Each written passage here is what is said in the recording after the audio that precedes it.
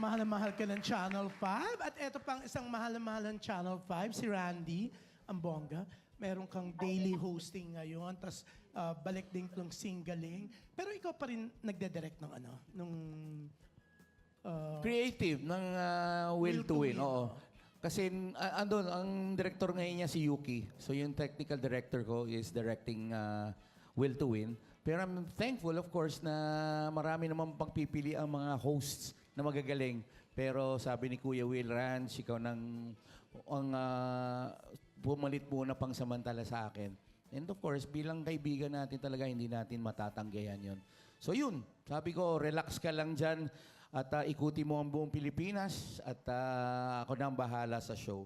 So yun lang, yung very thankful lang ako sa tiwala ni Kuya Will na binigay niya yung pagkakataon na gawin itong Will to Win Monday to Friday.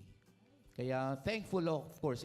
Ako naman inaasahan ko po na sana suportahan niyo rin po ang Will to Win na kahit wala si Kuya Will at ako ang pansamantalang pumalit, sana po maisigaw niyo rin po sa lahat po ng ating mga kapatid, mga manonood na mag-enjoy lamang sila. Dahil tuloy-tuloy pa rin ang pamimigay natin ng mga mga papremyo at jacket. Jacket. At nadagdagan pa.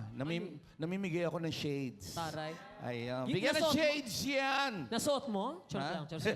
Joke lang.